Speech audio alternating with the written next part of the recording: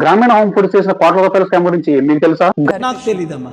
గ్రామీణ home foods franchise తీసుకుని లక్ష సంపాదిస్తున్న ఆశపడుతున్నారా? అయితే ఒక్క నిమిషం ఆగి ఈ వీడియో చూడండి. నెల్లూరు సంబంధించిన విహాన్ ఫుడ్స్ అండ్ బెవరేజెస్ ఎండి విజయ్ కుమార్ గ్రామీణ హోమ్ ఫుడ్స్ పేరుతో ఫ్రాంచైజ్ ఇస్తామని, మీరు కట్టిన అమౌంట్ పై 2% ఇంట్రెస్ట్ ఇస్తామని, వర్కర్ కి 8,000 శాలరీ ఇస్తామని, రెంట్ కూడా మేమే పే చేస్తామని retired employees and students target గా చేసుకుని కోట్ల రూపాయలు కలెక్ట్ చేశారు. ఒక్కో ఫ్రాంచైజ్ కాస్ట్ 2.5 లక్షల నుంచి 20 లక్షల వరకు డిఫరెంట్ టైప్ ఆఫ్ ఫ్రాంచైజ్ ఉంటాయి. ఇలా 50 కోట్ల వరకు కలెక్ట్ చేశారు ఈ స్వగృహ హోమ్ ఫుడ్స్. ఫ్రాంచైజ్ తీసుకున్నాక బిజినెస్ కొన్ని నెలల పాటు సవ్యంగా జరుగుతుంది. బిజినెస్ కూడా ప్రాఫిటబుల్ గానే ఉంటుంది. సరిగ్గా ఇక్కడే వస్తుంది ట్విస్ట్. అంత బాగానే ఉంది కదా, ఇంకా ప్రాబ్లం ఏంటనుకుంటున్నారా?